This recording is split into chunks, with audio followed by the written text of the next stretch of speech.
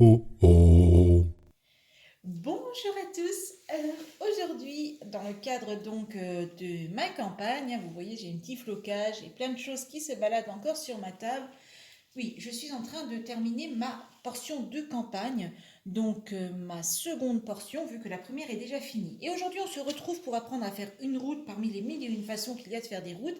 Cette technique, je l'ai déjà utilisée sur plein d'autres tutos, notamment les tutoriels des champs, si vous les regarderez ou vous les avez regardés. Je ne sais pas encore dans quel ordre je vais paraître ça sur la chaîne. C'est tout simple, il vous faut de la colle vinylique. Donc là, on va y aller, tout simplement. On met de la colle, donc là je me suis tracé mon chemin. On étale bien la colle, pas besoin d'en mettre une trop grosse épaisseur non plus, parce qu'après ça va faire moche sinon, donc on étale vraiment bien, quoi. Donc mettez-vous un récupérateur en dessous, c'est pour ça que je travaille toujours avec quelque chose en dessous, une feuille de papier ou quoi, pour éventuellement récupérer s'il y en a besoin, on va dire. Donc là c'est un chemin de campagne, donc c'est pour ça qu'il aura cet effet caillouteux, on va dire. Donc ça, c'est du sable qui est acheté, vous savez, dans les solderies type Jiffy, Forfouille, Centracor. Au moment où ils vendent les piscines, vous avez les fameux sacs de sable qui vendent pour les enfants. C'est des sacs de 15 kilos, vous trouvez ça aux alentours de 3 euros. Avec 15 kilos, je peux vous dire que vous allez en faire des chemins, et plus que de raisons. Et bien d'autres choses d'ailleurs en plus que des chemins. Voilà, donc bien sûr, quand on a fini, on fait glisser le circuit. Et là, surtout, l'essentiel, c'est de bien laisser sécher avant de faire quoi que ce soit dessus, avant de peindre ou quoi. Parce que sinon, on va se retrouver avec du sable sur le pinceau, tout va se déplacer, bref, rien ne va tenir. Donc là, patience, on se retrouve une fois que ça sera sec pour la mise en peinture. Alors j'ai sorti la peinture, je vais essayer avec la fameuse peinture à la craie là, que je trouve à chaque fois chez Action. Je voudrais voir à peu près le rendu du truc, de la couleur, d'autant qu'en plus, la jonction sera faite avec une route peinte de ce coloris-là. Alors, ma foi.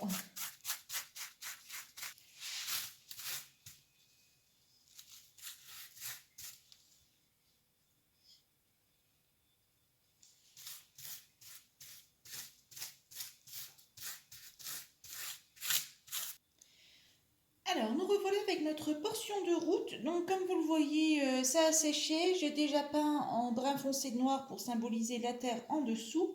On est vraiment toujours dans notre ensemble campagne. Et là, ce qu'on va faire, donc sur la peinture à la craie, j'ai mis ma fameuse peinture que vous avez peut-être déjà vue aussi dans un autre tuto. Celle-ci, la peinture effet pierre, là. Donc pour info, ça j'avais trouvé au Lidl un beau jour. Donc guettez les bacs, quand ils ont des peintures en bombe et des choses comme ça peut être intéressant. Là, ce qu'on va faire tout simplement, donc on va aménager nos rebords de chemin avec quelques petites touffes d'herbe statique, voilà, comme un vrai chemin. Et puis là, à l'arrière, on mettra un peu de flocage. J'ai préparé un mix de flocage, donc voilà. Donc là, il n'y a vraiment rien de spécial à faire, à part coller, tout simplement. Alors je le fais au pistolet à colle chaude parce que voilà, je l'avais sous la main, il était branché vu que je viens de terminer un autre tuto où j'en avais besoin.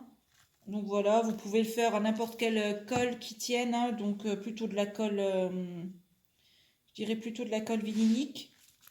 C'est que ça vous évite surtout tous les fils à nettoyer parce que ça c'est vraiment une plaie en fait.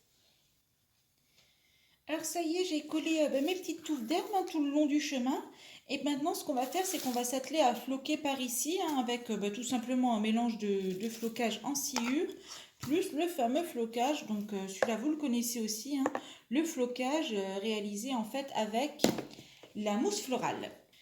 Donc là, qu'est-ce qu'on voit dans ma petite chose qui me sert de palette? C'est un jus. C'est un mélange avec une petite goutte de peinture et beaucoup d'eau. Et ça, on va s'en servir en fait pour tout simplement salir la route, voilà, délicatement. Alors on peut y faire comme un effet trace de pneu par exemple.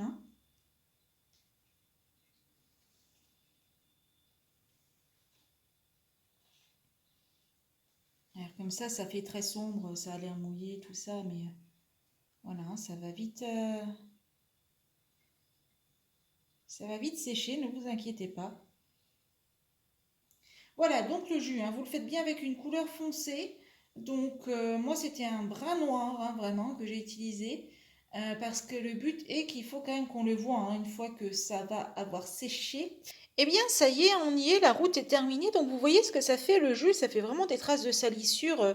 Mais c'est un peu ce que je cherchais en fait, des traces d'usure. Vous voyez une des maisons déjà qui a pris place au bord. Et donc il y en aura bien entendu d'autres. Et voilà, mes petits écoliers, là, la voiture, enfin tout fonctionne.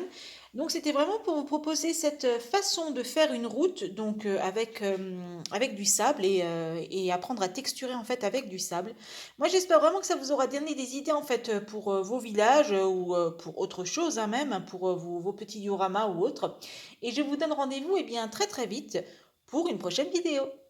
Si cette vidéo vous a plu, abonnez-vous.